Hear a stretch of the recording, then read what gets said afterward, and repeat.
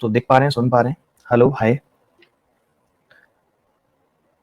Hello, good evening, good evening to all of you. How are you friends? Hi, hey.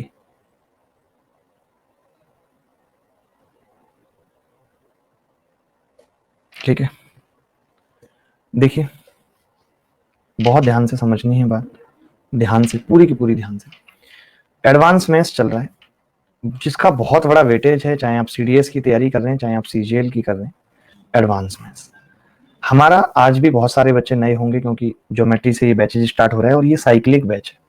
Cyclic batch का मतलब क्या है कि जब आप साइक्लिक बैच से हमारा मतलब है कि जब आप लास्ट टॉपिक पढ़ेंगे तो फिर से पहला टॉपिक स्टार्ट हो जाएगा। ठीक है, ये बात समझ आ रही है आपको कि फिर से पहला टॉपिक स्टार्ट हो जाएगा। एडवांस मैथ्स किसी भी एग्जाम में 60% भूमिका निभाता है, 60% वेटेज इस एडवांस मैथ्स का है।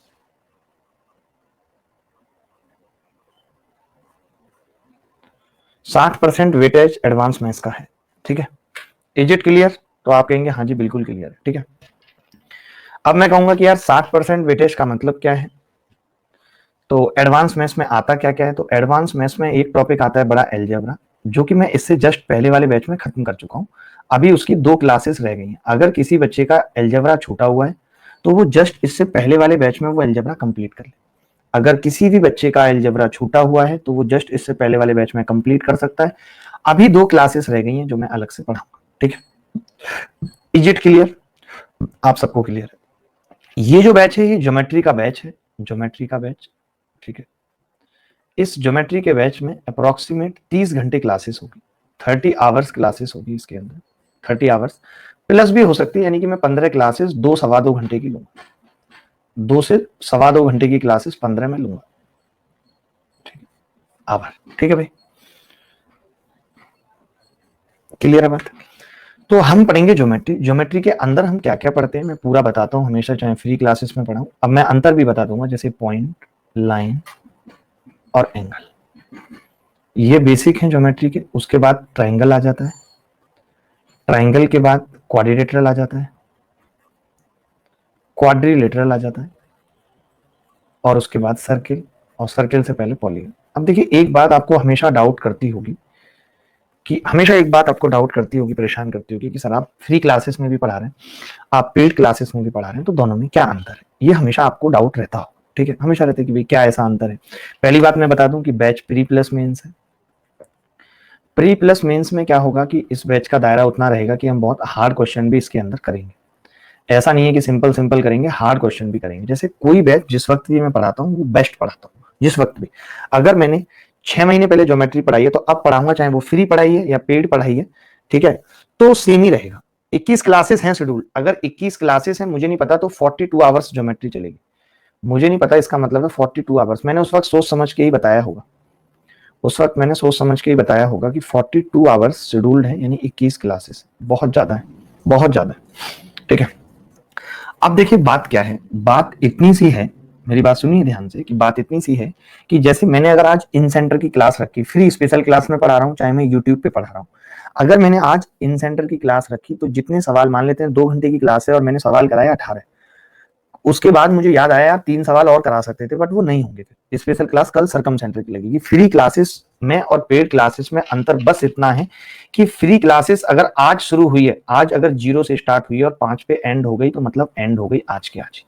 जबकि पेड क्लासेस में ऐसा नहीं है। अगर आज मैंने इन सेंटर पढ़ाया और मेरा मूड हो गया कि अब इन सेंटर में और सवाल कराने, तो कल के 30 मिनट भी इन सेंटर पे ही जाएंगे। ठीक है, मतलब यहां कुछ ऐसा नहीं है कि आज क्लास शुरू हुई है, यहां सीक्वेंस है। फ्री क्लासेस में क्या होता है कि जो क्लासेस आज लगी है, अब हो सकता है कल लगेगी या परसों लगेगी, पता नहीं है। और बच्चे भी मैक्सिमम टाइम नहीं आते हैं, रिदम बनाना बड़ा मुश्किल होता है। जैसे कि अभी ज्योमेट्री की क्लास आपकी रुकी हुई है, फ्री क्लासेस कब से रिज्यूम होगी अभी पता नहीं है, 1-2 दिन बाद रिज्यूम होगी। ठीक है, तो जब तक क्या है, पता नहीं रहता कि कहां तक बच्चे ने पढ़ा, क्या पढ़ा, बस यही अंतर है। तो अब बार बार मत पूछना फ्री क्लासेस और पेड क्लासेस में क्या अंतर है। अगर एक बच्चे ने सवाल पूछ लिया तो पूरी की पूरी क्लास उस पर भी जा सकती है यहाँ पे। बट फ्री क्लासेस चाहे यूट्यूब की हो चाहे स्पेशल, हम ऐसा नहीं करते किसी बच्चे ने एक सवाल पूछ लिया हम उसी पे लगे रहे, ऐसा कुछ नहीं होगा। वहां हमारा टाइम फिक्स है कि इतने से इतने में हमें खत्म कराना है। यहाँ पे आपको कोई भी डाउट है तो आप क्वेश्चन में डाल के पूछ सकते हैं। बाकी बच्चे तो अनाप शनाप कमेंट करते ही रहेंगे, आपको उनसे बचना है। तो चलिए शुरू करते हैं। फंडामेंटल कॉन्सेप्ट ऑफ ज्योमेट्री, आप हेडिंग लगा लीजिए, बिल्कुल बेसिक से शुरू करेंगे। फंडामेंटल क्या क्या बातें हैं जो आपको पता होनी चाहिए। Fundamental of geometry.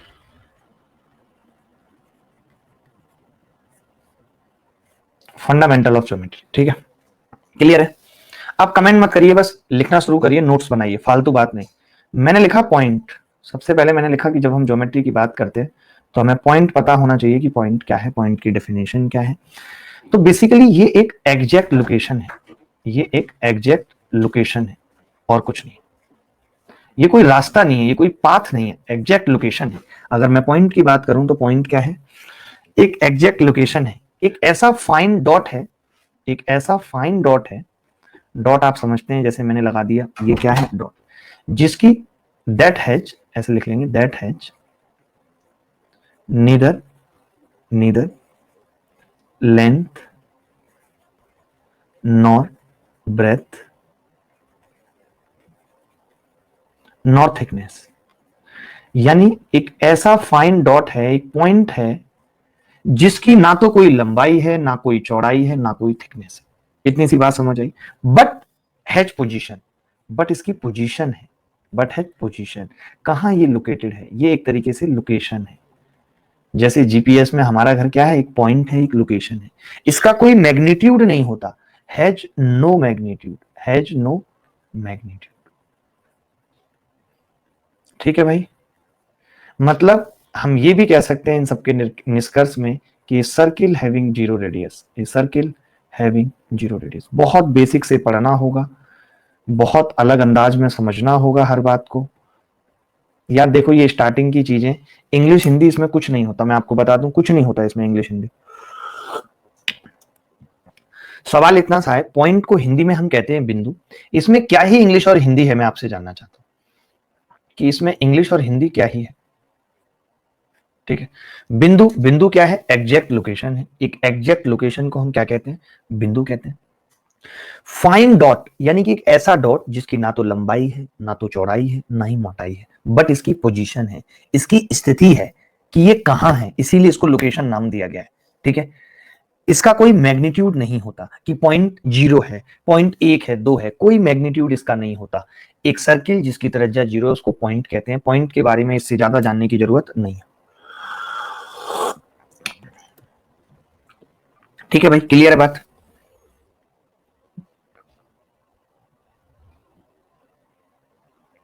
किसी को कोई डाउट तो नहीं है यहां तक, नहीं, ठीक है।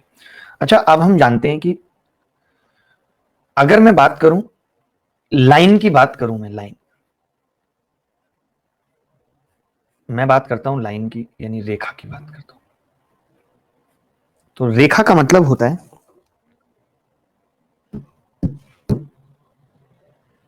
रेखा की बात करूं तो मैं कह सकता हूं इसके बारे में कि रेखा क्या है, join of, join of points, यानी बिंदुओं का मिलान, बिंदुओं का मिलान। आपको गहराई में समझनी होंगी बातें, आराम आराम से नोट्स बनाने होंगे। आप चाहें तो अपने नोट्स मार्केट में भी बेच सकते हैं, किताब निकाल सकते हैं, हमारे नाम से आपको प्रॉफिट होगी बहुत। ठीक है, तो जॉइन ऑफ पॉइंट्स मतलब, सर थीम डार्क कर दीजिए, अरे कर दूंगा यार, थीम डार्क से क्या फर्क पड़ेगा, बिंदुओं का मिलान। जैसे ये बहुत सारे बिंदु हैं, ये बहुत सारे बिंदु हैं, तो मैंने ऐसे करके खींच दिया। ये बिंदु थे, ये बिंदु थे, ये बिंदु थे, तो मैंने ऐसे खींच दिया। ये सब क्या है, लाइन है। यानी लाइन के बारे में अगर मैं कहूं तो ये कह सकता हूं कि हैज नो लेंथ या हैज नो फाइनाइट लेंथ। इसकी कोई भी फाइनाइट लेंथ नहीं होती, इसकी लंबाई निश्चित नहीं होती। हैज नो एंडिंग पॉइंट्स, इसके कुछ भी और छोर नहीं होते, इसके कोई भी और छोर नहीं होते।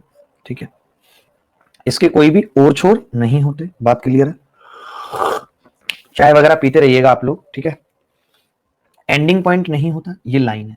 लाइन अच्छा कैसी भी हो सकती है, लाइन की प्रॉपर्टी है कि लाइन में भी, ये लाइन की प्रॉपर्टी है, लाइन में भी कर्व और स्ट्रेट।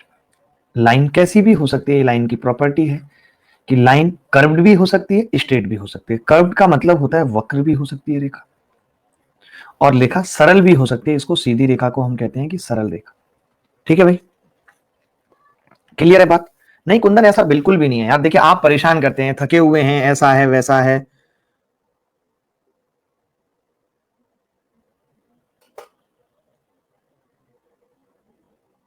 बहुत परेशान करते हैं यार आप लोग ना।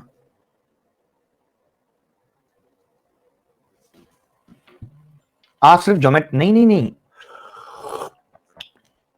कैसे समझाऊं, मैंने एलजेब्रा से शुरू किया था, उसके बाद ज्योमेट्री पढ़ा रहा हूं, फिर टिग्नोमेट्री, फिर हाइट एंड डिस्टेंस, फिर मेंसुरेशन, फिर वापस से फिर एलजेब्रा, फिर ज्योमेट्री। तो आप ये सीक्वेंस में पढ़ सकते हैं, ये हर महीने होगा लॉन्च कोर्स। ठीक है भाई, डोंट वरी, परेशान मत हो, पढ़ाई करो। ठीक है, कर्व लाइन का मतलब क्या होता है, अगर मैं इसका एग्जांपल लेना चाहूं तो ये कर्व लाइन है, ये ऐसे ऐसे कर्व लाइन है। अगर मैं सरल रेखा की बात करूं तो ये सरल रेखा है। सरल रेखा की अगर मैं डेफिनेशन की बात करूं तो मैं ये कह सकता हूं कि distance of distance of two points, online, online वो वाला ऑनलाइन नहीं कि वो व्हाट्सएप पे ऑनलाइन है, online etch minimum, etch shortest. अगर किसी भी रेखा पे दो बिंदुओं के बीच की दूरी मिनिमम है तो हम कहते हैं कि क्या होगी, वो सरल रेखा होगी। ठीक है, क्या होगी, सरल रेखा होगी। ठीक है, हाँ भाई अमन, 7 चैप्टर है बेटा, पढ़ने से बात बनेगी, चैप्टर गिनने से कुछ नहीं होगा, समझ रहे हो। अर्थमेटिक कल से ही बैच स्टार्ट हुआ है नंबर सिस्टम का, सुबह 9 बजे से क्लास चलती है। भाई आपस में भी एक दूसरे को रिप्लाई कर दो यार कि अर्थमेटिक का बैच सुबह 9 से 11 चल रहा है, इनको बता दो यार,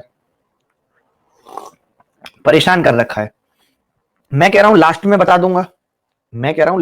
दूंगा, सारी बातें, पहले पढ़ तो लो, वरना इन्हीं बातों में ही रह जाओगे। अच्छा, जहां पे हमने पॉइंट पढ़ा था, तो अब जब हमने लाइन पढ़ ली तो पॉइंट के भी टाइप होते हैं आपस में, क्या क्या टाइप होते हैं, जैसे कोलिनियर पॉइंट्स किन्हें कहते हैं, कोलिनियर पॉइंट्स, पॉइंट्स के बारे में इतना और लिख लीजिएगा, कोलिनियर पॉइंट्स कौन से होते हैं, हिंदी में कहते हैं संरेखीय बिंदु, संरेखीय बिंदु। तो ये कौन से बिंदु होते हैं कि इफ पॉइंट्स या more than two, if points more than two, दो से ज्यादा बिंदु, more than two, are lying, lying मतलब लेटे हुए हैं, on a straight line, on a straight line. अगर एक सीधी रेखा पर दो से ज्यादा बिंदु लेटे हुए हैं, then they are called collinear, collinear. तो हम उसे क्या कहते हैं कि वो बिंदु क्या है, कोलिनियर है, कोलिनियर पॉइंट।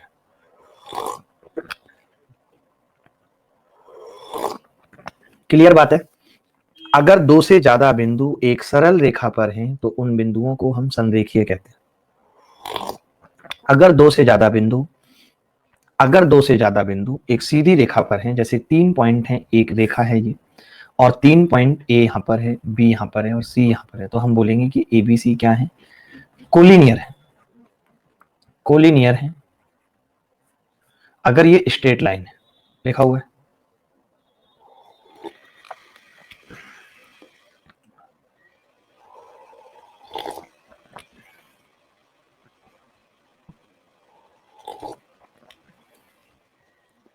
कॉन्करेंट लाइंस होती हैं बेटा, पॉइंट नहीं होता। ठीक है, प्रिया को क्या समस्या है, कोई बताएगा प्रिया को क्या समस्या है।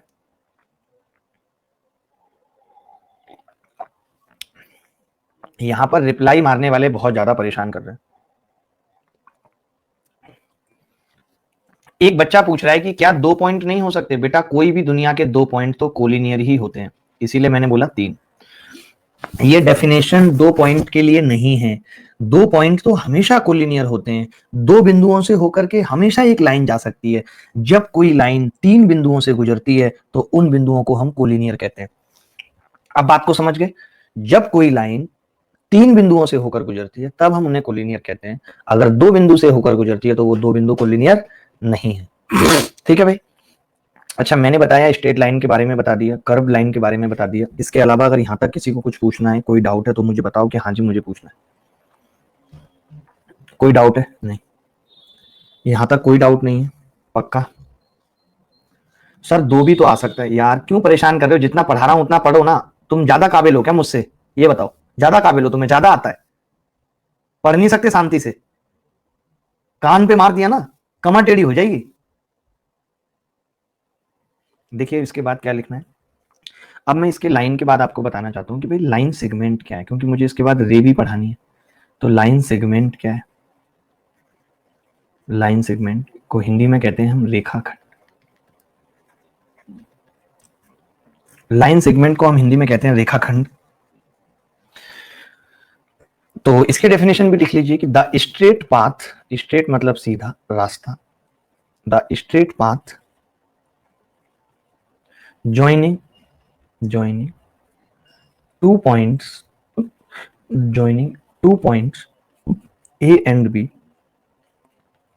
is called line segment। इसका मतलब क्या है? इसका मतलब है कि एक सीधा रास्ता जो दो बिंदुओं को जोड़ता है तो उसे हम लाइन सेगमेंट कहते हैं। जैसे एक बहुत पतली सी रेखा बनाई है आपने, ये रेखा बनाई है ऐसे, आपने यहाँ पे दो पॉइंट बना दिए ए और बी। अब आपने इन दोनों पॉइंटों को जो जोड़ा, ये जो दोनों पॉइंट हैं बेसिकली ये ए बी लाइन सेगमेंट कहलाता है, ये रेखा सेगमेंट कहलाता है, रेखाखंड कहलाता है। बात आ रही है नहीं समझ? ठीक है। लाइन से, लाइन और लाइन सेगमेंट अलग हैं क्या? यस, दोनों अलग हैं। अब देखिए ए बी तो 5 सेंटीमीटर लंबी हो सकती है, एल सेंटीमीटर लंबी हो सकती है, यानी कि जो ए बी की लेंथ है वो फाइनाइट होती है। It has finite length. इसकी जो लेंथ है वो क्या होती है? फाइनाइट होती है। ठीक है, it has finite length. Clear है बात? इसकी लेंथ क्या होती है? फाइनाइट लेंथ होती है। ठीक है। अच्छा, इसके और छोर भी होते हैं, हैविंग एंडिंग पॉइंट्स। आप खुद ही देख रहे हैं कि इसके एंडिंग पॉइंट्स हैं, और छोर हैं, having ending points A and B, having ending points A and B. बात क्लियर है नहीं? मैं आपसे पूछना चाहता हूं कि बात क्लियर है या नहीं। बोलो भाई, जिसको भी डाउट है वो पूछ सकता है कि हाँ भाई फाइनाइट लेंथ, फिक्स लेंथ है। अच्छा, अगर मैं इसी को रे की डेफिनेशन आपसे पूछूं कि भाई रे क्या होती है, इतना समझ गए? यहां तक क्लियर है? कुछ पूछना करना तो नहीं है कि भाई यहां तक कुछ पूछना है, बताना है?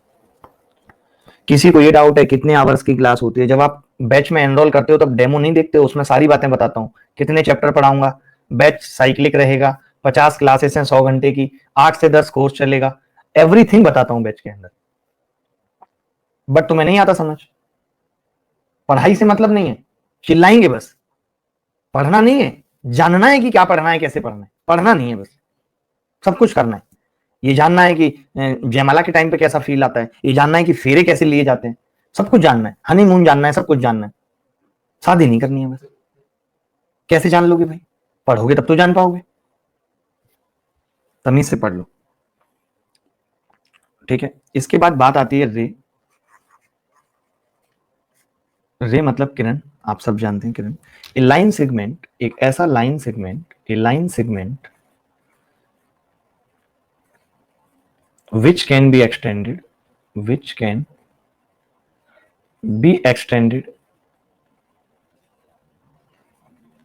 in only one direction,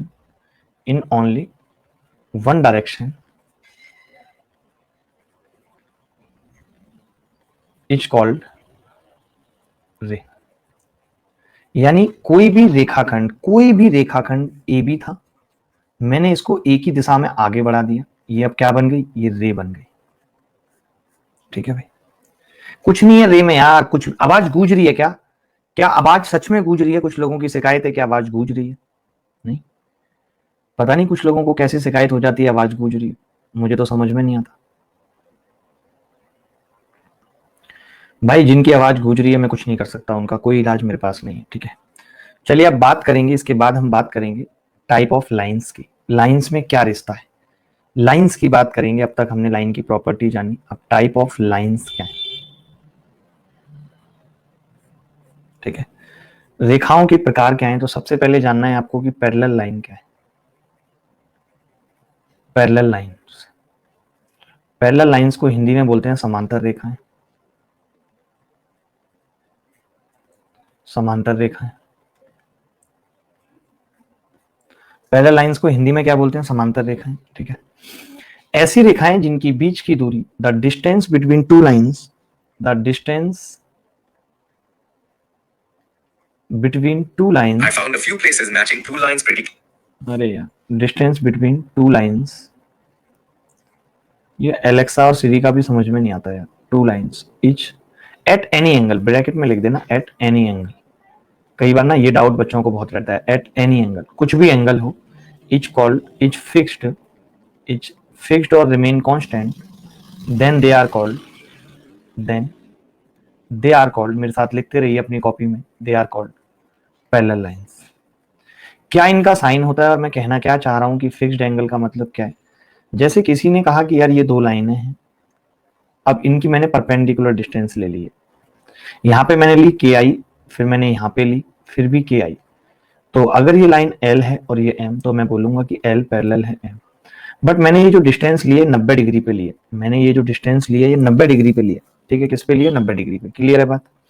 फिर मैंने क्या किया कि ऐसे मैंने एक लाइन खींची और ऐसे, अब की बार मैं डिस्टेंस 60 डिग्री पे ले रहा हूँ, मैंने देखा ये 60 डिग्री पे एल आई है, फिर आपने देखा दूसरी वाली भी 60 डिग्री पे एल ही आई है। इसका मतलब अगर ये रेखा एम है और ये एन है तो हम कहेंगे कि एम पैरेलल एन। ये मैं बताना चाह रहा था कि जरूरी नहीं है वो परपेंडिकुलर डिस्टेंस हो, अगर वो डिस्टेंस किसी पर्टिकुलर एंगल पे भी है, 1 डिग्री 2 डिग्री पे, और वो सेम है, तो रेखाएं क्या होंगी, पैरेलल होंगी। इतनी सी बात क्लियर है, ठीक है भाई। चलिए सेम हो तो फिर एक ही बात हो गई, ठीक है, इतनी सी बात क्लियर है। किसी को यहां तक डाउट है तो बताना मुझे, ठीक है। इसके बाद ट्रांसवर्सल लाइन क्या होती है या इंटरसेक्टिंग लाइन क्या होती है। तो ट्रांसवर्सल लाइन तो इसका डसर, लेकिन कंपैरिजन में तो के से बड़ा होगा ना, कंपैरिजन में के से बड़ा होगा। मैं समझा नहीं स्वाति जी आपकी बात, कुछ लड़के हिंदी में डेफिनेशन चाह रहे हैं। ऐसी कोई भी दो रेखाएं, ऐसी कोई भी दो रेखाएं जिनके बीच की दूरी किसी भी कोण पर, ऐसी कोई भी दो रेखाएं जिनके बीच की दूरी किसी भी एंगल पर, ऐसी कोई भी दो रेखाएं जिनके बीच की दूरी किसी भी एंगल पर अगर बराबर है तो हम कहेंगे, एंगल इक्वल होना चाहिए, तो वो पैरेलल लाइन कहलाएंगे, जो आपस में कभी नहीं काटती। इनकी प्रॉपर्टी है कि ये line parallel lines, P A R A double L E L, parallel lines never intersect, never intersect. ठीक है भाई। चलिए आगे बढ़ते हैं, फालतू मत बोलो, मैं हिंदी इंग्लिश दोनों में बोल रहा हूं और मैं इंग्लिश भी बहुत नॉर्मल लिख रहा हूं। समांतर रेखाएं मैंने बता दिया, मैंने कहा जिन रेखाओं के बीच की दूरी फिक्स होती है, चाहे वो किसी भी एंगल पे हो, तो उन्हें हम समांतर रेखाएं कहते हैं। और कितनी हिंदी यूज करूं बताओ, एलएमएन को का खा लिख दूं, फिर ऐसे लिखूंगा का पैरेलल खा, अच्छा लगेगा तुम्हें, बताओ। ऐसे लिखूंगा का, ये रेखा का है, पैरेलल है खा के, इसको लोग पढ़ देंगे काक, बताइए। अगर मैंने मान लिया रेखा को आर और पैरेलल है, तब तो लोग पढ़ देंगे राख। फिर मैं क्या करूंगा बताओ, मेरे लिए तो दिक्कत आ जाएगी बहुत। तो ये सब बातें मत करो, मैथ खुद सुसाइड कर लेगा।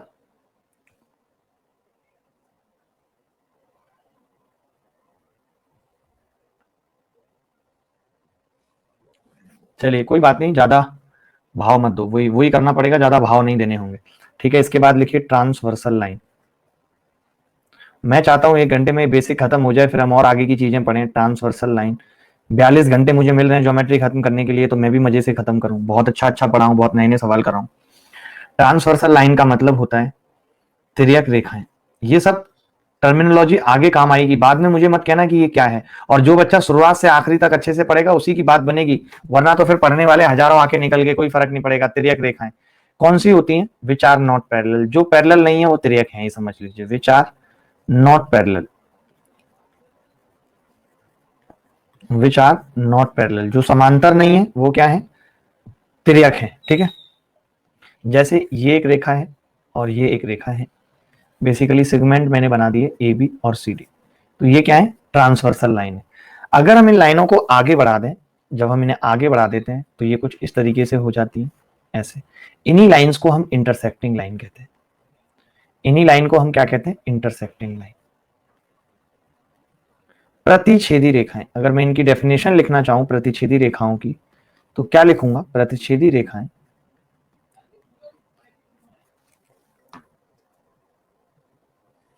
ठीक है। प्रतिच्छेदी रेखाएं के बारे में क्या लिखूंगा, ऐसे लिख लीजिएगा प्रतिच्छेदी रेखाओं के बारे में कि यहां पे लिख रहा हूं two lines having a common point.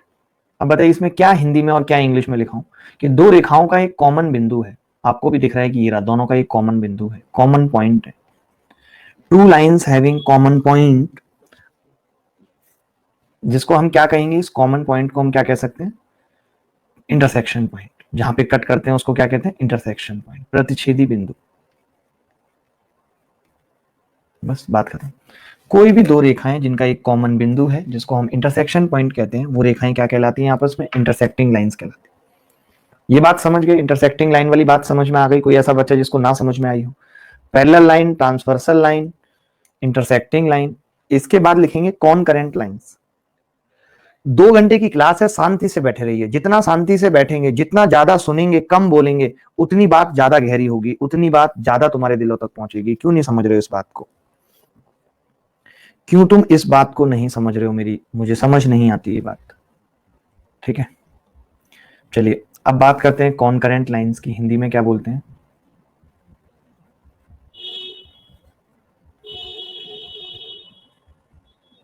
कॉनकरेंट lines मतलब संगामी रेखाएं।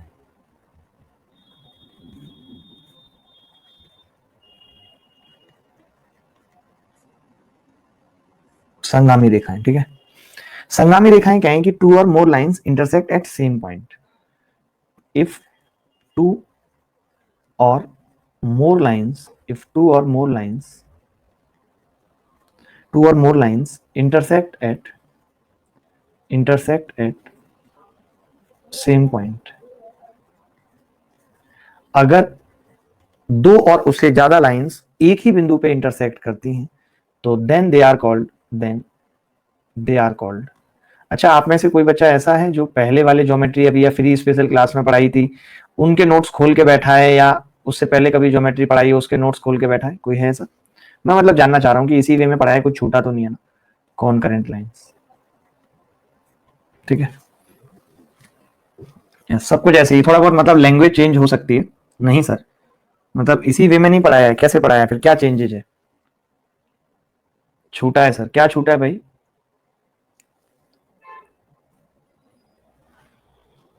लैंग्वेज चेंज है, गौरव कह रहे हैं लैंग्वेज चेंज है।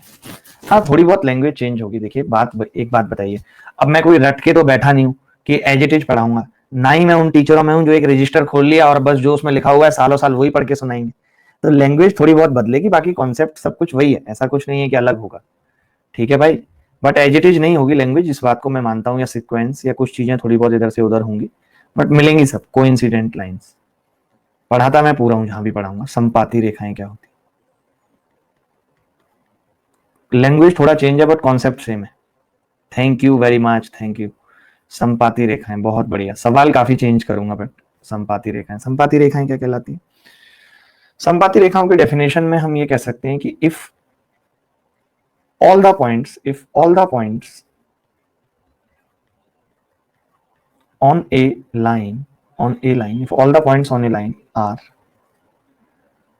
also on another line, अगर एक रेखा के सभी बिंदु एक दूसरी रेखा पर भी हैं, तो then that both lines are called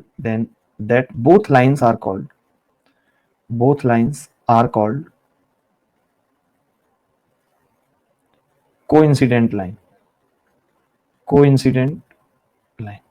तो हम उन रेखाओं को संपाती रेखा कहते हैं। जैसे कि ये बिंदु थे, बहुत सारे बिंदु हैं इस रेखा पर, ए बी सी और डी। मैंने एक और लाइन खींची, उस पर भी ये बिंदु है चारों, ऐसे कैसे? ठीक। अगर तीन बिंदु भी सेम हो जाएं, अगर तीन बिंदु, if 3 points, minimum 3 points lie on 2 lines, then they lines are called coincident line। मैं क्या कह रहा हूं कि अगर न्यूनतम 3 बिंदु दो रेखाओं पर हो गए तो हम क्या बोलेंगे कि वो लाइन क्या है? कोइंसिडेंट लाइन है। ठीक है, संपाती रेखा है। हाँ, मतलब हम ये कह सकते हैं कि ऐसी रेखाओं के बीच शून्य कोण होता है। ऐसी, यार एक स्टूल अगर छोटा वाला आ जाए जो हार्ले डेविडसन वाला है, जो पैरों के नीचे रख लूं आगे से आराम से। ठीक है, ऐसी रेखाओं के बीच शून्य कोण होता है। आज भी मैं उन दीदी के घर से ही क्लास ले रहा हूं, शून्य कोण होता है। मिनिमम 3 बिंदु, मैंने क्या कहा? मिनिमम 3 बिंदु अगर हैं एक ही रेखा पर, तो हम उसे क्या बोलेंगे कि वो क्या है?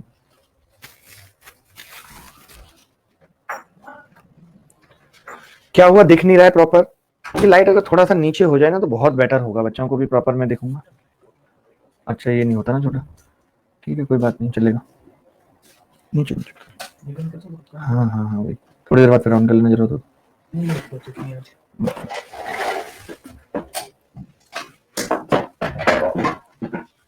देख पा रहे हैं नहीं? और आगे आगे आगे, बहुत आगे, बिल्कुल आगे कर दो। सर यहाँ सीनियर डिस्टर्ब करते हैं, प्लीज कुछ करो, जेनवन बहुत कम है। ठीक है मैं सीनियर्स को सुधार दूंगा, आप परेशान मत हो, आप परेशान मत हो, मैं सीनियर्स को सुधार दूंगा। थोड़ा बहुत सही है। सीनियर्स ज्यादा परेशान कर रहे हैं क्या? सीनियर महिलाएं तो नहीं है? सीनियर्स महिलाएं। इसिता जी आपका वजन कितना है? मैंने सुना है कि आप 95 किलो की हैं और आपकी मम्मी 110 की है, क्या ये सच्चाई है? यार ये मुझे जानकर के बहुत हैरानी हुई, बहुत हैरानी हुई मुझे जान करके, बहुत बहुत ही दिक्कत है यार ये तो मम्मी और आप एक लिफ्ट में नहीं जा पाती होंगी, ओवरलोड दिखा देता होगा, ओवरलोड दिखा देता होगा।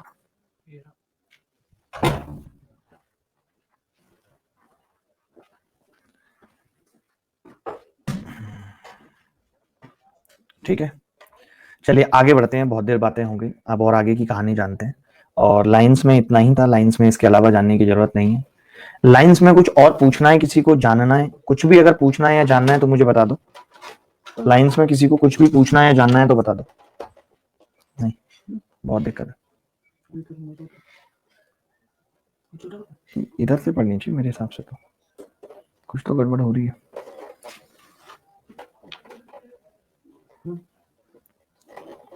सर रैली लाइंस क्या होती हैं?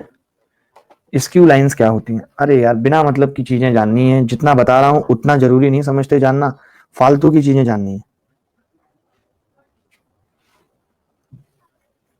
जो चीजें 3D की हैं वो क्यों पढ़नी है कि स्क्यू लाइंस क्या होती हैं? कान पे मार दूंगा ना तो भी समझ में आ जाएगा स्क्यू लाइंस क्या होती हैं, क्या जरूरत है जानने की तुम्हें? और उधर लेके जाना लास्ट में। चलिए कोई बात नहीं, जरूरत नहीं है जानने की, आप एंगल लिखिए, हेडिंग लगाइए एंगल। एंगल का मतलब होता है कोण, ठीक है, एंगल का मतलब होता है कोण। अब सही दिख रहा है क्या? नहीं कोई बात नहीं, अभी मैनेज कर लेंगे, थोड़ा आप जैसे पहले लिखी थी बस वैसे ही लगा दो, बाद में देखते हैं।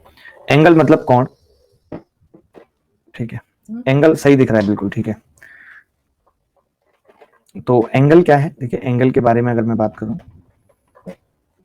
अगर दो लाइंस एक सिंगल पॉइंट पे मिलती हैं, when two straight line, when two straight line meet at a meet at a point,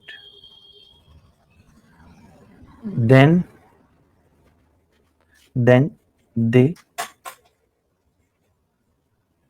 they have slope between others।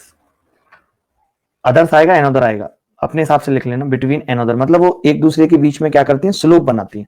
That slope is called, that slope each other, between each other आएगा यहाँ पे। English थोड़ी सी मेरी भी अलग है, वो match नहीं करती, बिटवीन ईच अदर। तो वो क्या करते हैं? That slope is called angle, is called angle.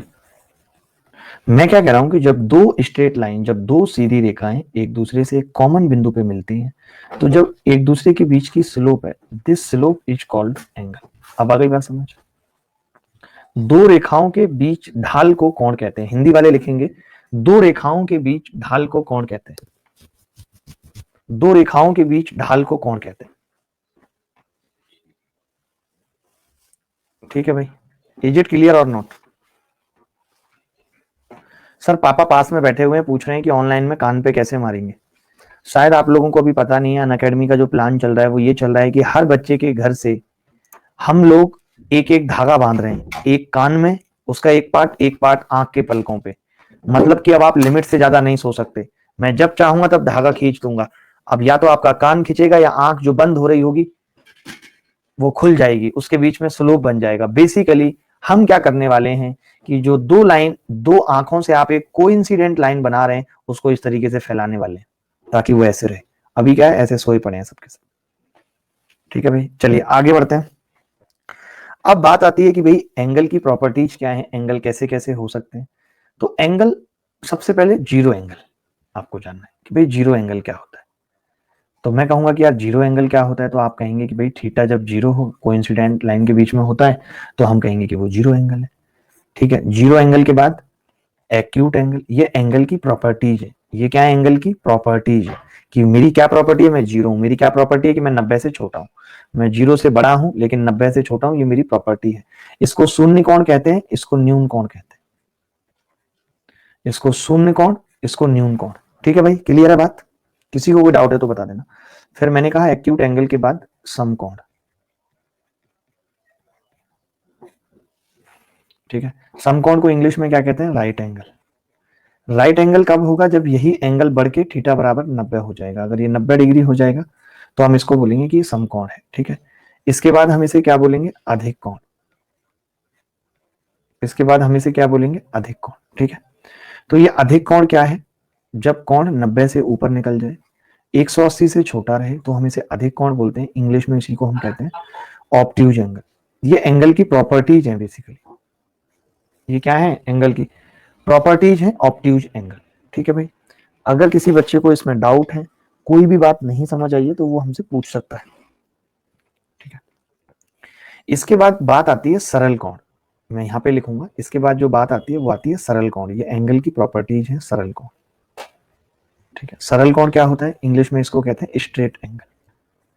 English में इसको क्या कहते हैं, स्ट्रेट एंगल, जब एंगल थीटा बराबर 180 डिग्री हो जाए। ठीक है, अच्छा मैं छोटे छोटे से एग्जांपल इन सबके सेट कर देता हूँ। जीरो एंगल, जब एक लाइन दूसरी लाइन के ऊपर है। एक्यूट एंगल, जब लाइन इस तरीके से है। समकोण, जब लाइन इस तरीके से है। अधिक कोण, जब लाइन इस तरीके से है। स्ट्रेट एंगल, जब लाइन इस तरीके से है। बात समझ गया नहीं, इतना हिंदी नहीं सर, सरल कोण मतलब स्ट्रेट एंगल। बात क्लियर है या नहीं, बोलो भाई।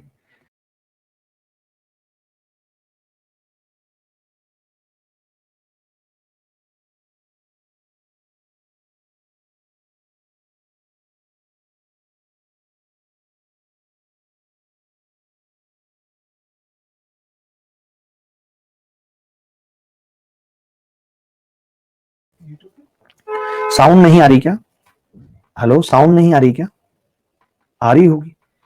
अरे साउंड तभी आएगी जब मैं चाहूंगा, आप फालतू में कोशिश ना करें। ठीक है भाई, एक बच्चा कह रहा है कि कौन करंट का एग्जाम्पल ले दीजिए। कौन करंट का एग्जाम्पल लिख लीजिए, दो लाइनें थी, तीसरी थी, और ये एक ही बिंदु से कॉमन गुजर रही थी, एक ही बिंदु पे काट रही थी, कॉमन पॉइंट सी था, तो इसको हमने क्या कह दिया, कौन करंट लाइंस कह दिया।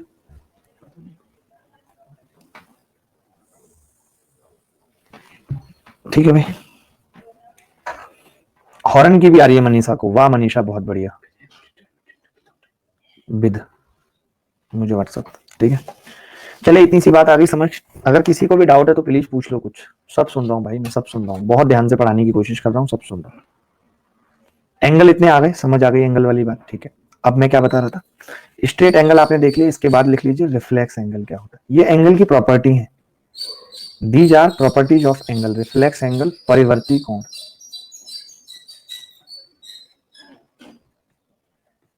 परिवर्ती कोण क्या होता है, परिवर्ती कोण 180 से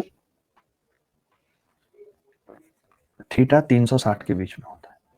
देखिए एक बात हमेशा याद रखनी है, मैंने पहले भी बताई है, आज भी बता रहा हूं, कि अगर कोई एंगल इस तरीके से बना हुआ है, ए ओ बी, ये एंगल 220 डिग्री आ गया और मुझसे पूछा गया है सिर्फ एंगल एओबी बताओ। अगर सिर्फ एंगल एओबी पूछा गया है तो कभी भी एंगल 180 से बड़ा नहीं होगा, हमेशा 180 से छोटा होगा। तो मैं कभी भी उत्तर 220 नहीं बताऊंगा, पहले ये निकालूंगा, ये कितना है 140 डिग्री, तो ये कितना आएगा 140 डिग्री। यानी जब तक ये स्पेसिफाई ना किया जाए कि आपसे रिफ्लेक्स एंगल पूछा है, जब तक ये स्पेसिफाई ना किया जाए कि आपसे रिफ्लेक्स एंगल पूछा है, तो कभी भी, तो याद रखना, कभी भी 180 से बड़ा उत्तर नहीं बताएंगे। वो तभी बताएंगे जब आपसे रिफ्लेक्स एंगल पूछा हो। ठीक है भाई, बात क्लियर है कि नहीं। हाँ, चीजें तो मैंने वही पढ़ाई हैं, वही मैं देख रहा था कि मैंने कुछ अलग तो नहीं पढ़ाया है।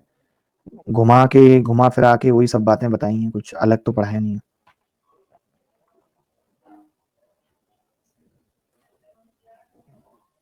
ठीक है, सब वही है, कोई चेंज नहीं है, वही मैं काम काम की सारी बातें पढ़ाऊंगा, आप उस बात की फिक्र ना करें, बहुत अच्छे से बताऊंगा। हाँ हाँ बिल्कुल बिल्कुल, सारी बातें, एक्यूट एंगल डाल लिया, ऑब्ट्यूज एंगल डाल लिया, ये सब ठीक है। इसके बाद एक लास्ट लिख लीजिएगा, circular angle, circular angle,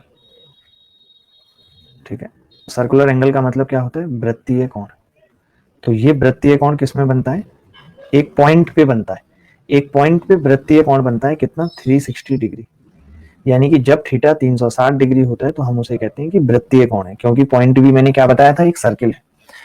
sir बता दो कहां से स्टार्ट करूं प्लीज, अनु भदौरिया जी, आपको मैं आज ज्योमेट्री पढ़ा रहा हूं, शुरुआत से पढ़ा रहा हूं आपसे, यहां से तो स्टार्ट किया नहीं जा रहा, अब आप कहां से स्टार्ट करोगी, आप ही मुझे बता दो। नहीं, अब आप ही मुझे बता दो कि कहां से स्टार्ट करोगी। यार आप किस प्रकार की महिला हो मुझे बताओ, हाउ मच टाइप ऑफ महिला यू आर, बताओ आप।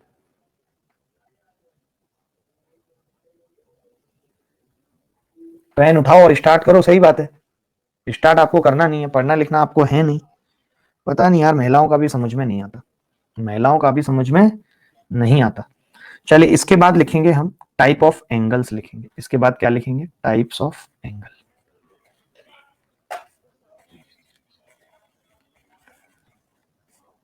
कोणों के प्रकार, ठीक है, टाइप्स ऑफ एंगल में क्या लिखेंगे, कोणों के प्रकार। सबसे पहले कोणों के प्रकार, तो सबसे पहले कोणों के प्रकार में जानेंगे कि कॉम्प्लीमेंट्री एंगल्स क्या होते हैं।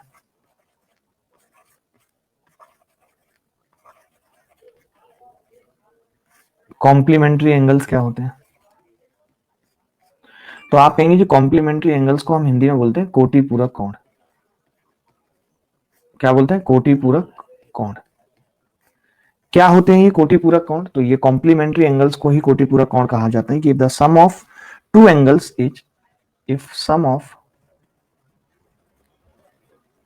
To angles is right angle, is right angle, यदि दो कोणों का जोड़ यदि समकोण है यानी कि 90 डिग्री है, then they are called complementary, then they are called complementary angle, then they are called complementary angle. अगर दो कोणों का जोड़ 90 डिग्री है तब हम उन्हें कहते हैं कि वो कॉम्प्लीमेंट्री एंगल होंगे, हिंदी वाले लिख लेंगे कि यदि दो कोणों का जोड़ 90 डिग्री हो तो हम उन्हें कॉम्प्लीमेंट्री एंगल कहते हैं। तो आप ऐसे भी लिख सकते हैं, ऐसे भी एक चित्र बना सकते हैं, ऐसे ऐसे। तो मैंने इसको ऐसे मिला दिया कि ये अल्फा है और ये बीटा है, तो अल्फा प्लस बीटा आपको क्या दिख रहा है, 90 डिग्री है, तो ये दोनों क्या कहलाएंगे, अल्फा बीटा, कॉम्प्लीमेंट्री एंगल कहलाएंगे, कॉम्प्लीमेंट्री एंगल।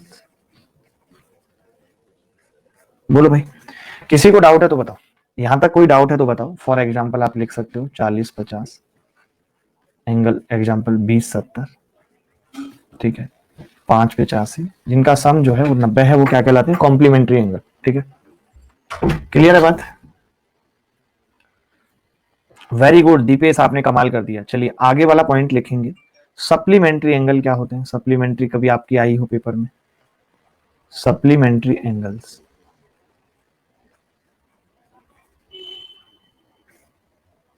सप्लीमेंट्री एंगल्स यानी कि सम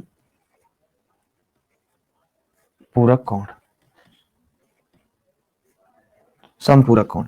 ये कौन से होते हैं समपूरक कोण, जैसे ये अल्फा और ये बीटा, ऐसे मैंने बना के एग्जांपल दे दिया। यानी मैं ये कह सकता हूं if sum of two angles is straight angle, if sum of two angles, इसी तरह आपकी मम्मी ने भी एसएससी की तैयारी की है क्या कभी, उनके चेहरे को देख के लगता है if sum of two angles is equal to, और अगर किए तो उनका कभी प्री निकला है स्ट्रेट एंगल, और अगर प्री निकला है तो कितने आगे तक गई हैं वो, ये सब मुझे जानना है। ठीक है, अगर दो कोणों का जोड़ एक स्ट्रेट एंगल यानी कि 180 डिग्री के बराबर है, then they are called, then they are called supplementary angle. कई लड़के तो ऐसे बता रहे हैं कि सीता की मम्मी के नंबर 190 आते थे, जैसे वो उनके साथ पढ़े हैं, मतलब इनकी भी उम्र बहुत ज्यादा है।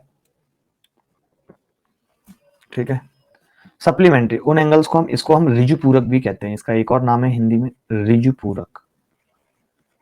क्या नाम है, ऋजु पूरक। तो सप्लीमेंट्री एंगल के बारे में इतनी सी बात लिख लीजिए, एग्जांपल लिख लीजिए, 50,130 ये संपूरक है।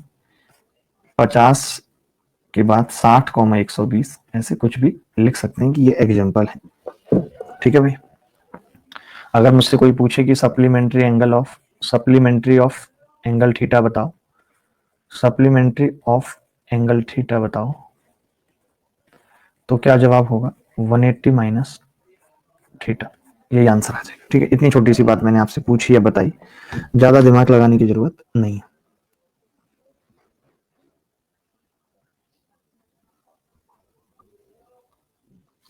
कोई दिक्कत किसी भी बच्चे को, अगर कोई यहां तक दिक्कत है तो वो पूछ सकता है। अब लोग पूछ रहे हैं कि इसी तरह ये बताओ मम्मी शादी के बाद बनी टीचर या पहले से ही थी? मतलब अगर पहले से थी या शादी के बाद बनी थी तो तुम्हें क्या फर्क पड़ रहा है इससे? वो कभी भी बनी हो, बताओ मुझे। शादी के बाद बनी हो तो क्या हो जाएगा, या शादी से पहले बनी थी तो तुम्हें ये अफसोस है कि तुम इनसे क्यों नहीं मिले, नहीं तो तुम्हें नौकरी नहीं करनी पड़ती, महिला मिल जाती जिनकी नौकरी पहले से लगी है। क्या तुम सोचना चाह रहे हो, क्या तुम कहना चाह रहे हो, मुझे बताओ। हद है यार तुमसे भी ना, इस तरीके की बातें करते हो, अच्छा नहीं लगता यार।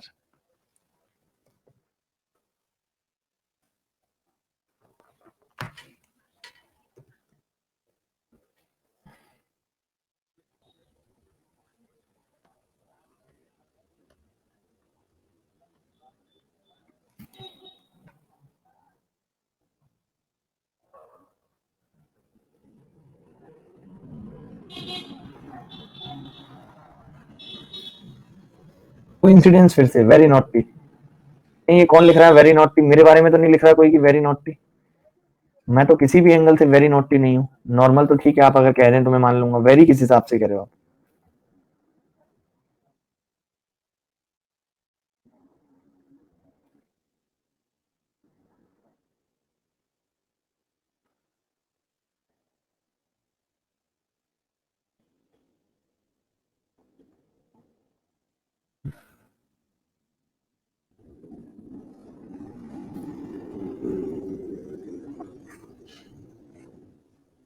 चलिए कोई बात नहीं, ठीक है।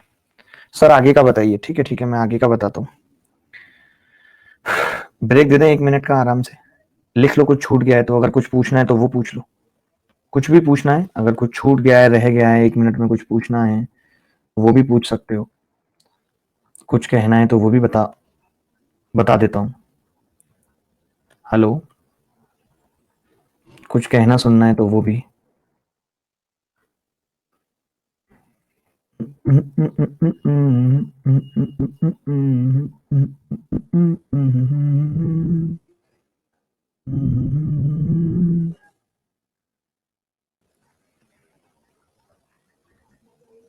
चलिए अब मैं थोड़ा सा आगे बढ़ रहा हूँ, और कुछ चीजें मैं चाहता हूँ कि आप नोट से समझें। बहुत सारी चीजें हैं जो मैंने लिखा दी, कुछ क्वेश्चंस भी करेंगे साथ में, और कुछ चीजें मैं जल्दी जल्दी बताना चाहता हूँ नोट से। ठीक है, तो अभी आपने इतना समझ लिया, ये भी बहुत अच्छी बात है कि आप यहाँ तक समझ चुके हैं, सप्लीमेंट्री एंगल तक हो चुके हैं। ठीक है, इसके बाद और कौन कौन से एंगल हैं जो हमें पढ़ने हैं, बहुत मजा आएगा आपको जान के, और अच्छा भी लगेगा। ठीक है, जैसे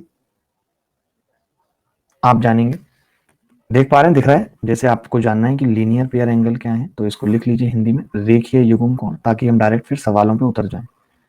फिर डायरेक्ट हम किस पे उतर जाएंगे? सवालों पे उतर जाएंगे। रेखीय युग्म कोण हिंदी में कहते हैं, यानी एक रेखा के ऊपर अगर जितने भी कोण बनते हैं, देखिए इन्होंने तो कम बना रखे हैं, मैं अगर और भी बनाना चाहूँ अल्फा, बीटा और गामा, तो ये सारे कोणों का जोड़ जो कि एक रेखा पर बनते हैं, इनका जोड़ कितना होता है? 180 डिग्री होता है। ठीक है भाई, क्लियर है? इसको हम कहते हैं linear pair angle. Linear pair से आप यही मत समझिएगा कि दो कोण है, 180 को 5 भी बन सकते हैं, 6 भी बन सकते हैं। ठीक है, इसके बाद वर्टिकल अपोजिट एंगल, इसको हम क्या कहते हैं? वर्टिकल अपोजिट एंगल को हम क्या कहते हैं?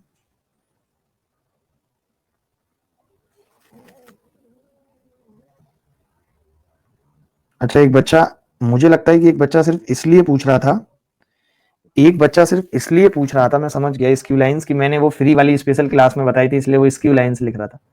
अरे पगले, कई बार कुछ चीजें उस वक्त बता देते हैं, बट जैसे वो क्या ना, एक प्लेन में नहीं होती, मैंने वहां पे भी लिखवाया होगा कि वो लाइनें एक प्लेन में नहीं है। मतलब हम तो 2 डायमेंशनल ज्योमेट्री पढ़ रहे हैं ना, हम 3 डायमेंशनल ज्योमेट्री नहीं पढ़ रहे हैं, तो मैंने बता दिया होगा उस वक्त वहां पे मूड बना होगा तो। ठीक है, रेखीय युग्म कोण वर्टिकल अपोजिट एंगल का मतलब क्या होता है कि अगर दो लाइनें कट कर रही हैं, ये एंगल अल्फा है और ये एंगल बीटा है, तो हम कहते हैं कि अल्फा बराबर बीटा होगा। अगर ये एंगल गामा है और ये एंगल डेल्टा है, तो हम कहते हैं कि गामा बराबर डेल्टा होगा। ठीक है, तो ये इनको हम हिंदी में कहते हैं शीर्षा विमुख कोण। लिख लीजिए इस बात को, हिंदी में क्या कहते हैं, शीर्षा विमुख कोण। अगर किसी बच्चे को डाउट है तो पूछ ले। यहां तक अभी तक मैंने जो एंगल बताए वो सप्लीमेंट्री एंगल, कॉम्प्लीमेंट्री एंगल और लीनियर पेयर एंगल, इसके अलावा मैंने कुछ भी नहीं बताया। ठीक है, अगर दो एंगल्स कब कहलाते हैं वर्टिकल अपोजिट, जब दो इंटरसेक्टिंग लाइन आपस में मिलती हैं तो वो क्या बनाती हैं, वर्टिकल अपोजिट एंगल बनाती हैं। अगर यहां तक कोई डाउट है तो बता दो। अच्छा, जब इन दो पैरेलल लाइन को एक तिर्यक रेखा काटती है, इसका क्या मतलब होता है, तो देखिए मैंने यहाँ पे वर्टिकल अपोजिट एंगल लिख रखा है। इसके बाद जो आपको जानना है वो एक जानना है कॉरस्पॉन्डिंग एंगल। अच्छा, कॉरस्पॉन्डिंग एंगल क्या होते हैं, तो मैं कहूंगा जी कॉरस्पॉन्डिंग एंगल्स होते हैं, कॉरस्पॉन्डिंग एंगल्स होते हैं हिंदी में जिनको हम कहते हैं संगत कोण। हिंदी में हम इन्हें क्या कहते हैं, संगत कोण। जैसे कौन कौन से हैं, एंगल 5 बराबर एंगल 3, ये कॉरस्पॉन्डिंग एंगल है। एंगल 6 बराबर एंगल 4, कॉरस्पॉन्डिंग एंगल है। एंगल 8 बराबर एंगल 2, कॉरस्पॉन्डिंग एंगल है। एंगल 7 बराबर एंगल 1, कॉरस्पॉन्डिंग एंगल है। इसको हिंदी में कहते हैं संगत कोण। ठीक है, इसके बाद आता है alternate angle. Alternate angle, alternate angle को हिंदी में कहा जाता है एकांतर कोण। क्या कहा जाता है हिंदी में, एकांतर कोण।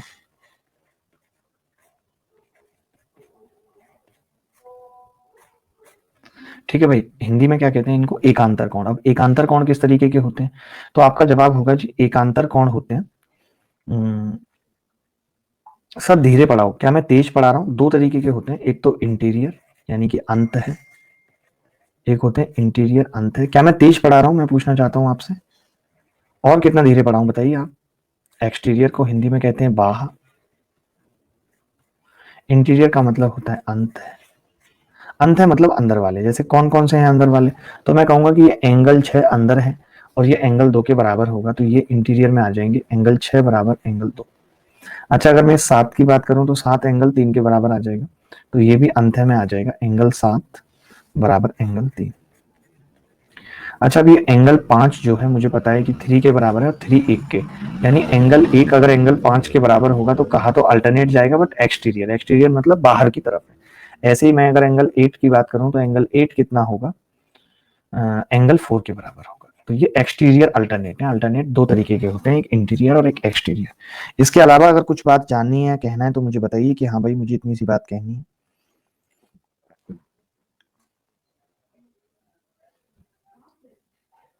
अच्छा, अब आपको जानना है एडजेसेंट एंगल क्या होते हैं। एडजेसेंट एंगल और कंसेक्यूटिव एंगल, दो मैं बताता हूं, बड़े ध्यान से समझना। एडजेसेंट एंगल और कंसेक्यूटिव नाम देखने में एक जैसा ही है, एक जगह ही प्रयोग होता है, बट मैं अलग अलग इसलिए बता रहा हूं ताकि आपको याद रहे।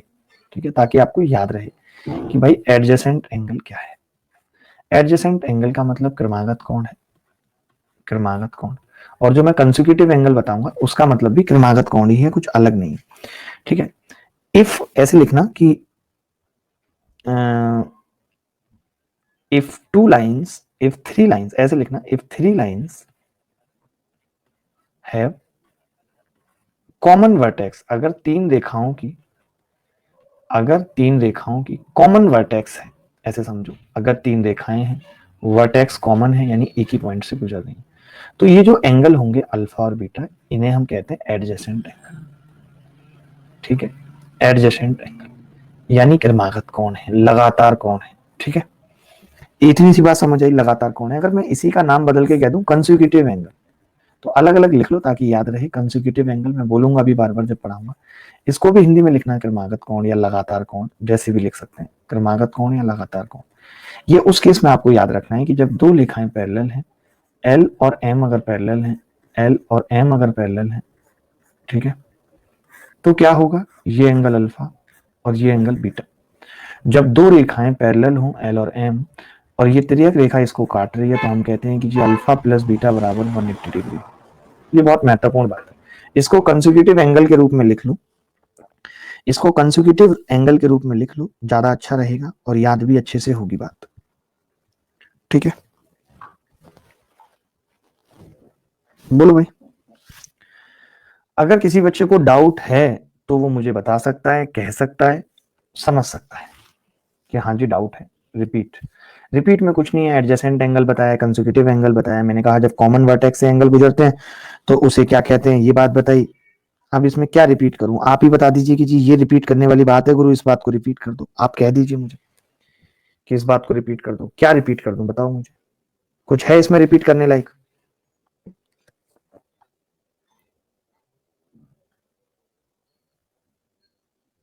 अरे कंसेक्यूटिव कुछ नहीं, वो कॉमन वर्टेक्स से अगर कई सारी लाइन गुजार दी ऐसे ऐसे ऐसे, ये गुजार दी, तो ये एंगल अल्फा और बीटा, चाहे बीटा और गामा, ये क्या है? कंसेक्यूटिव एंगल्स हैं। लगातार कौन है? क्रमागत कौन है? एक बच्चा कह रहा है कि पिछली स्लाइड दिखाओ, पिछली स्लाइड दिखाई नहीं थी भाई, ये थी पिछली स्लाइड, बताओ क्या गलत पढ़ा दिया इसमें, मुझे बताओ कि हाँ जी ये गलत पढ़ा दिया। अरे सिमिलरिटी अभी कहां से आ गई नेहा वर्मा, तुम्हारा तो दिमाग ही ठिकाने पे नहीं है नेहा, तुम तो सीरियसली इलाज लो, पता है नेहा, इलाज मैं करवाता हूं तुम्हारा इलाज। तुम्हें अभी तो सिमिलरिटी दिखने लग गई ना,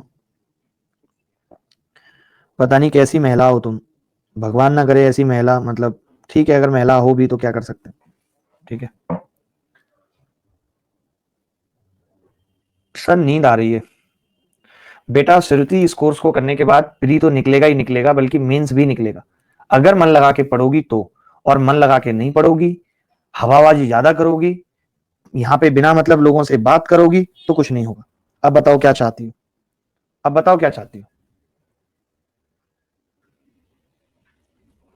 क्लियर करना है तो बस मन लगा के पढ़ो। सर ये एक्सटीरियर एंगल नहीं समझ आया, नहीं एक्सटीरियर एंगल क्यों नहीं समझ आया भाई, मैं आपसे जानना चाहता हूं कि एक्सटीरियर एंगल नहीं समझ आया, क्या नहीं समझ आया एक्सटीरियर एंगल में? मैंने कहा ये समझने से मतलब भी नहीं है, आपको इतनी बात समझ में आई या नहीं, बस मुझे इतना बता दीजिए कि अगर दो लाइनें ऐसे कट कर रही हैं, कल को मैं कह दूंगा कि ये एंगल 56 डिग्री है, तो बस तुमसे पूछने का हक रखता हूं कि ये भी 56 होगा, बस इतना समझना था तुम्हें, इसके अलावा कुछ नहीं समझना था बस, चाहे वो एक्सटीरियर है या इंटीरियर है, तुम्हें उस चीज पे दिमाग नहीं लगाना। मेरी बात समझ रहे हो तुम कि नहीं? चलिए मैं कुछ सवाल पूछता हूं आपसे, और अगर सवाल मैंने पहले भी वैसा करा दिया है तो मैं इंस्टेंट वैल्यू चेंज कर दूंगा, ताकि आप उस सवाल को ठीक तरीके से कर पाए, बता पाए, नहीं तो आप रट्टू तोते हैं, कोई फायदा नहीं होगा, बच्चे पुरानी कॉपी देखेंगे और उत्तर बताने लगेंगे, जिससे मुझे सख्त नफरत है, इस बात से मुझे सख्त नफरत है। Deepanshu Sharma thank you very much. 10th में किया था, ये सब करना ही पड़ेगा 10th में, अब उम्र निकल गई है तो इसको 24 कर लो, इसको 24 कर लो बस, 24, और एक ऑप्शन में क्या करना है हमेशा, नन ऑफ दीज लिखना, उत्तर तो इसी में से मिल जाएगा। जल्दी से कौन उत्तर बताएगा, जल्दी से उत्तर बताना है। अगर मैंने किसी भी लड़के को कॉपी करते हुए देख लिया, टीपते हुए देख लिया, तो कसम खुदाया हालत खराब कर दूंगा, हालत। ये कौन सा लड़का कॉन्टेक्ट नंबर मांग रहा है, ये किसका मांग रहा है contact number? Sir contact number दिला दो उसका प्लीज, कौन है ये लड़का जिसको कॉन्टेक्ट नंबर दिलाना है प्लीज? कान तोड़ दूंगा मैं इसके भाई साहब, इतना बूता रखो अपने अंदर कि वो खुद कहे कि लो मेरा फोन नंबर संभालो, इतना बूता रखो अपने अंदर कि वो खुद कहे लो मेरा कॉन्टेक्ट नंबर संभालो। हमने फील किया अपने जीवन में, ऑटो में जा रहे हैं, थोड़ी सी बात हुई महिलाओं से, can we exchange our number, ऐसे हमने फील किया है, हमने कहा यस यस ऑफ कोर्स। कभी हमें लगा कि मामला खराब है तो हमने कह दिया सीधे एक ही शब्द में, नो, नहीं, ना, बस इतना हमने कह दिया, ठीक है। चलिए चलिए, एक कोण का मान उसके कोटि पूरक कोण से 24 ज्यादा है, 24 कम है, तो कोण का मान ज्ञात किया। एक कोण का मान उसके कोटि पूरक से ज्यादा है, देखिए आपको पता है कि दोनों का सम 90 डिग्री होता है, दोनों का सम 90 डिग्री होता है, और कोण का मान ये कम है, ये वाला कम है जो बताना है हमें, ये वाला ज्यादा है, कितना 24 डिग्री ज्यादा है, तो मैंने 24 अलग हटा लिया इसमें से, तो आप कहोगे 24 अगर अलग हटा लोगे तो बचेगा कितना, तो आप कहोगे जी अगर 24 अलग हटा लूंगा तो बचेगा 66 या 56 बचेगा, अरे 56 या 66 बचेगा, फिर 66 बचेगा, इसका मतलब 66 का आधा करूंगा तो 33 डिग्री इसको दे दूंगा, यही उत्तर हो जाएगा 33 डिग्री। अब कई लोगों को इसमें ये कंफ्यूजन होता है कि उत्तर ये वाला होगा या ये वाला होगा, देखिए इसको जोड़ूंगा तो कितना आ जाएगा 57। उसने कौन सा कोण पूछा है, उसने पूछा है कि उस कोण का मान बताओ जो उसके कोटि पूरक कोण से 24 कम है, उस कोण का मान बताओ जो उसके कोटि पूरक कोण से 24 कम है, तो मैंने कहा 90 डिग्री ये है, 90 डिग्री में 24 ये वाला ज्यादा है, तो मैंने इसको अलग रखा रहने दिया। आप बताइए आपके घर में दो रिश्तेदार आए हुए हैं, आपकी मम्मी के पास 90 रुपए हैं, एक को 24 कम देने हैं, एक को 24 ज्यादा, आपकी मम्मी क्या करेगी, पहले ही उसको 24 दे देगी या नहीं, चुपचाप, फिर दिखाने के लिए सबके सामने 66 रुपए को दो हिस्सों में बांट देगी, 33 33। जबकि सच्चाई क्या है कि इसको इससे 24 कम मिला है। तो कौन है ये? 33 वाला है। अगर आप इस सवाल को ऐसे करना चाहते थे, the measure of angle is 24 less than its complementary. मैंने कहा एक एंगल अगर अल्फा है तो ये इससे 24 कम है। कितना कम है? 24। तो आप कहोगे अल्फा प्लस 24 होगा। तो ये आ गया 2 अल्फा प्लस 24 बराबर 90। यहां से अल्फा कितना आ गया? 33। बट पता है बच्चे से गलती कब होती है? आप में से बहुतों से हुई। आप इसको अल्फा मान लेते हो, ये कम है 24 तो अल्फा माइनस 24, फिर आप दोनों को जोड़ते हो 2 अल्फा माइनस 24 बराबर 90। फिर इसे सॉल्व करते हो तो अल्फा आ जाता है 57 और आप उत्तर लगा के चले जाते हो 57, जो कि गलत है। इसने तो कहा था वो बताना है जो कम है, तो कम तो ये वाला था, बताना ये वाला था। तो ये गलती आपको नहीं करनी। बात आ गई समझ या नहीं? एक बच्चा कह रहा है अभिजीत की इसको डायग्राम से एक्सप्लेन करो। बेटा उसके लिए आपको नासा जाना पड़ेगा। आपको, आप अगर चाहते हैं कि इस सवाल को मैं डायग्राम से एक्सप्लेन करूं तो उसके लिए आपको नासा जाना पड़ेगा, स्पेस में इसकी रिसर्च होगी। इसकी रिसर्च करनी पड़ेगी कि कैसे इसका डायग्राम बनाएं। समझ रहे हैं आप? इसकी रिसर्च करनी पड़ेगी कि इसका डायग्राम कैसे बनाएं। अरे भाई अभी बताया था कॉम्प्लीमेंट्री एंगल इस तरीके से होते हैं। अब नीचे वाला एंगल 24 कम है तो मैंने इसको थोड़ा कम ले लिया। अब ये 24 कम है और दोनों का सम भी 90 रखना है, तो मैंने कहा ये वाला ज्यादा होगा 24, तो इसको एक साइड रखा और बचे हुए को आधा आधा कर दिया, 33। तो बस ये 33 डिग्री आ गया। क्या करूं बताओ? सागर सिंह आप ही बताओ कैसे मजे दिलाऊं? चित्र भी बना दिया अब, और क्या करूं बताओ? और क्या करूं भाई, चित्र भी बना दिया अब तो। अभिषेक आनंद कैसे हैं आप? मैं भी ठीक होना चाहता हूं जल्दी से यार, बहुत अच्छे से ठीक होना चाहता हूं। चलिए एक सवाल और देख लीजिए ऐसा। हाँ इस सवाल में करेक्शन करके लिख लीजिए, 20 डिग्री कर लीजिए, 20 डिग्री। ऑप्शन ई अलग से जोड़ लीजिए, नन ऑफ दीज, वरना फिर कोई बच्चा कहेगा ऑप्शन मैच नहीं कर रहा। जल्दी बताइए। सर नए स्टूडेंट्स की बात नहीं करते मुकेश। मुकेश कैसी बातें कर रहे हैं बताइए? आपकी किस तरीके की बातें मुझे करनी है आप मुझे बता दीजिए। मैं मुकेश से जानना चाहता हूं कि मुकेश किस तरीके की बातें करना पसंद करेंगे। बताइए मुकेश, बताइए मुकेश जी, किस तरीके की बातों में इंटरेस्ट है आपका?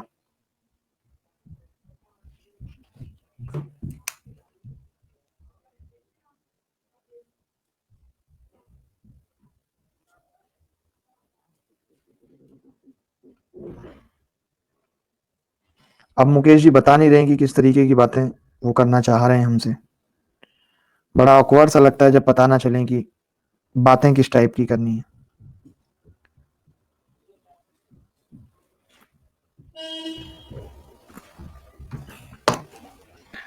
146 कितने लोगों का आंसर आया है अब तक?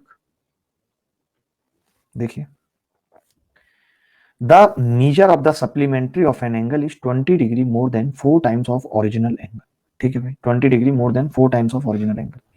इसने बोला है कि सप्लीमेंट्री एंगल एक एंगल का 4 गुने से 20 ज्यादा है। Find the complementary angle of that particular angle. देखो भाई, 4 गुने से 20 ज्यादा है, बहुत मुश्किल सवाल है। 4 गुने से 20 ज्यादा है, तब मेजर एक किसी कोण का संपूरक कोण, उस कोण के 4 गुने से 20 है। एक कोण अल्फा मान लिया, अल्फा संपूरक क्या है?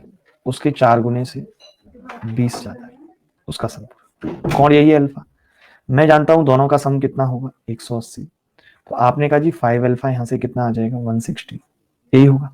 तो अल्फा कितना आ गया? 32। हमने वो कोण निकाल दिया। इसने कहा किसी कोण का सप्लीमेंट्री उसके एंगल से 20 ज्यादा है, 4 गुने से 20 ज्यादा है किसी कोण का। तो भाई वो कोण 32 ही है जिसका सप्लीमेंट्री इसके 4 गुने से 20 ज्यादा है। अब मुझे इसका कॉम्प्लीमेंट्री बताना था।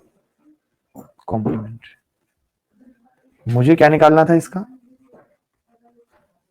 कॉम्प्लीमेंट्री। तो इसका कॉम्प्लीमेंट्री कितना होगा? 90 माइनस 32 बराबर 58 डिग्री। यही आंसर है, 58 डिग्री इसका आंसर है। आसान था, कुछ कठिन मुश्किल सवाल नहीं था। अरे परेशान मत होइए, परेशान मत होइए, मैं सवाल बता रहा हूँ और भी बहुत सारी चीजें बता रहा हूँ। दुखी होने की जरूरत नहीं है, आप तो अपने ही बच्चे हैं, लड़के हैं अपनी, कुछ ऐसी बात नहीं है आपसे। ठीक है,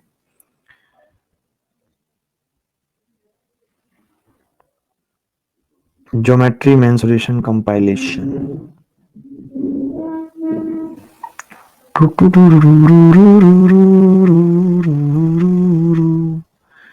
ज्योमेट्री, ज्योमेट्री की मेरे पास कम से कम नहीं तो वही मैं देख रहा हूं, बाप रे बाप, 150 से भी ज्यादा फाइल है मेरे फोन में, इतनी फाइल है। लैपटॉप और उसका तो कोई अंदाजा ही नहीं है मुझे लैपटॉप में कितनी होंगी। हाय राम, बहुत फाइल है भाई।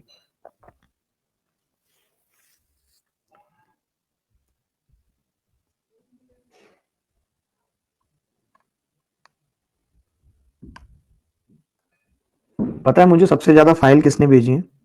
इनका नाम है महिला सलोनी। आप सब लोग शायद परिचित भी होंगे महिला सलोनी से, और मे भी ना भी हो। बिल्ली जिनको कहते थे लोग, बिल्ली, उन्हीं बिल्ली की बात कर रहा हूं मैं।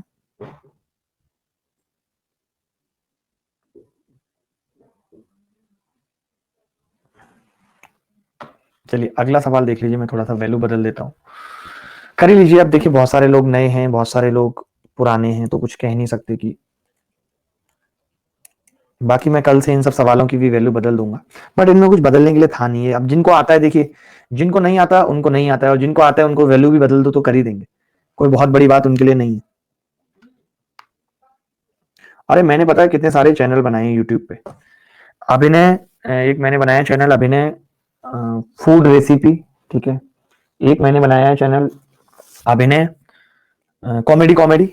एक मैंने चैनल बनाया है यूट्यूब पे अभिनय कॉमेडी कॉमेडी। और एक मैंने चैनल बनाया है यूट्यूब पे अभिनय मैथ्स, कुछ ऐसे करके ही है, जिसके अंदर ऐसी वीडियो आएंगी, आखिर पाइथागोरस कैसे बनी, हीरोज फॉर्मूला कैसे आया, इन सब चीजों को जानने की बहुत सारे लोगों में उत्सुकता रहती है, तो इन सबको लेकर के मैंने बनाया है। और कुछ, बस इतनी सी बात थी, बतानी थी आपको, मैंने बना दिया ऐसी।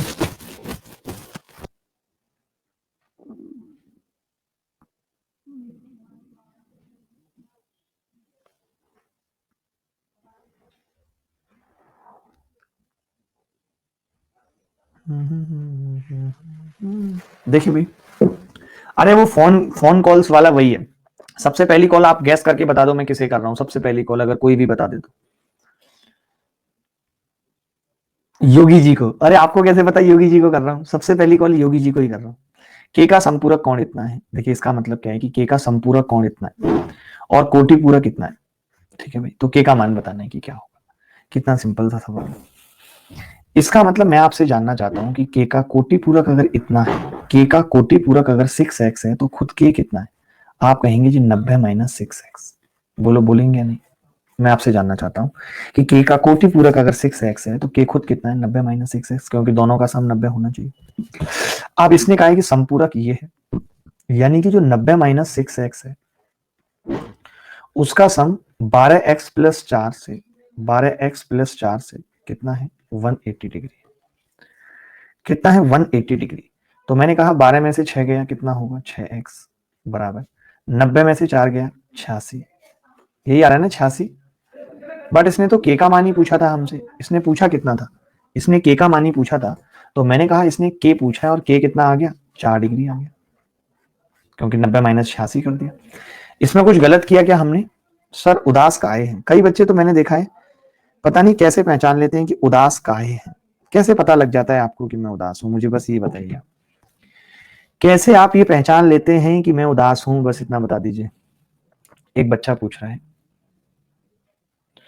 एक बच्चा पूछ रहा है कि आपने 90 माइनस 6x कैसे लिख दिया? बेटा एक बात बताओ, के का कोटि पूरक कितना है? इसका मतलब के और उसके कोटि पूरक का जोड़ 90 डिग्री नहीं होगा? यार आप बड़े पगले हो, बताओ होगा या नहीं? होगा या नहीं, मैं आपसे पूछ रहा हूँ। फिर आप कहोगे कि जी के प्लस 12x+4 बराबर 180 डिग्री होगा।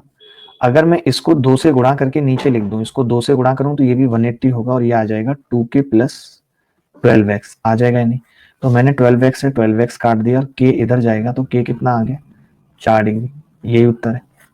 आज डीएम नहीं आए, शायद डीएम की कुछ इमरजेंसी आ गई होगी, सरकार में है, बहुत दिक्कतें होती हैं।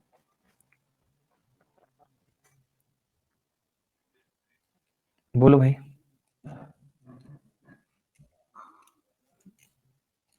अरे नहीं, इतना कोई ऐसे उदास उदास नहीं हुआ, थोड़ी बहुत दिक्कतें हैं, जैसे अभी शाम वाला सेशन भी नहीं लिया, थोड़ी घबराहट हो रही थी, दिल बड़ा अजीब अजीब सा फील कर रहा था। मतलब बहुत ज्यादा हो रही थी, थोड़ी तो क्या ही, तभी मैंने क्लास नहीं ली 5 बजे वाली, फिर मैंने सोचा कर लूंगा। हो जाता है ऐसे कई बार, ऐसा कुछ नहीं है कि मतलब कुछ वजह ही होती है, बस कई बार ऐसे हो जाता है। हाँ, मेडिटेट तो नहीं कर रहा हूँ वंश भाई आजकल। फूड पॉइजनिंग भी अभी चली रही है, दवाई ली थी, तो हो जाएगी, ये भी ठीक हो जाएगी, कुछ ऐसा नहीं है। तो के का संपूरक कौन था इतना, तो मैंने कहा कि के प्लस 6x बराबर भी 90 होगा, के प्लस 12x प्लस 4 180 होगा। इस 90 को 2 से गुणा करके क्या कर लिया, 180 बना लिया। तो 2k प्लस 12x बराबर सेम आ गया, 12x से 12x कट गया, तो ये ज्यादा सिंपल पड़ गया। हाँ मतलब वो हम लोगों को नहीं होती है, फूड पॉइजनिंग हो गया, एक आपका ये हो गया क्या बोलते हैं सफोगेशन, ये हमें नहीं होती है। हिंदी मीडियम वालों को ये बीमारियां नहीं होती, या शायद होती हैं तो उन्हें पता नहीं चलता, बस दो ही बातें हैं। रुको मैं भी हंसाती हूँ। वाह वाह वाह वाह वाह, कमाल कर रही हैं आप तो, बहुत अच्छी महिला हैं। हम्म।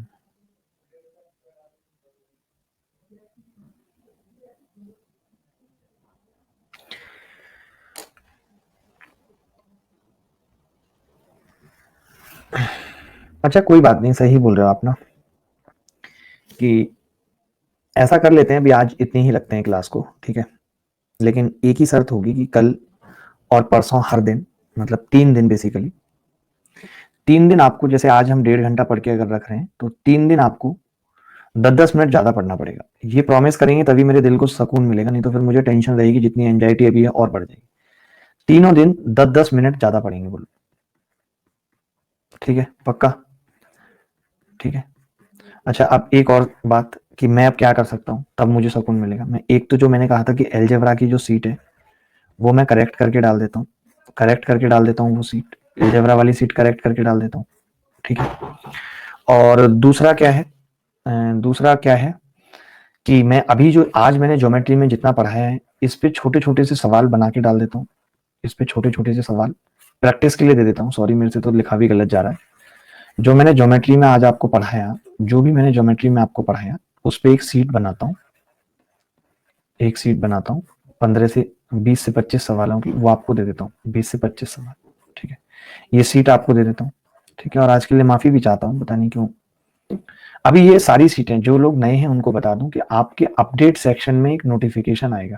जैसे ही आपने बैच एनरोल कर रखा है, तो जब मैं सीट डालूंगा तो आपके मोबाइल में एक नोटिफिकेशन आएगा अपडेट सेक्शन में, ठीक है। अपडेट सेक्शन में एक नोटिफिकेशन आएगा, वहां से आपको ये डाउनलोड करनी है, ठीक है। अच्छा जो लोग नंबर सिस्टम पढ़ रहे हैं सुबह सुबह, अभी 2 क्लासेस नंबर सिस्टम की हो गई हैं, तो जिनको नहीं पता कि नंबर सिस्टम भी चल रहा है, तो वो सुबह डेली 9 से 11 क्लास अटेंड करेंगे। डेली 9 से 11 क्लास है नंबर सिस्टम की डेली, ठीक है। तो वो ये क्लास भी करेंगे।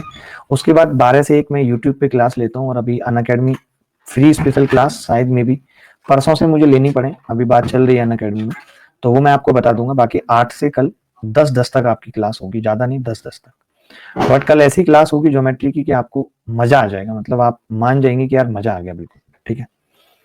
तो मैं कुछ कुछ सीटें आपके साथ शेयर करता हूँ सवालों की, वो आप देखिए ध्यान से, उनको करिए। अगर आप होमवर्क नहीं करेंगे, जब तक आप सवाल खुद से नहीं करेंगे, जब तक ये RW नहीं करेंगे, रेंट वर्क या होमवर्क, जिसको जो भी आप इसको बोले, अगर आप ये नहीं करेंगे तो कोई फायदा मेरे पढ़ाने का नहीं है। आज मैंने जितनी भी चीजें बताई हैं उनको रिवाइज करेंगे, ठीक है, रिवाइज करेंगे। कल मैं और नई नई चीजों के साथ आपसे मिलूंगा, और नए नए सवालों के साथ आपसे मिलूंगा, आपको मजा आएगा एकदम। मैक्सिमम चीजें जो उतने काम की नहीं होंगी उन्हें नोट डाउन करके ले आऊंगा, तो जल्दी जल्दी दिखा दूंगा कि ये चीजें जो आपको पढ़नी है, ठीक है।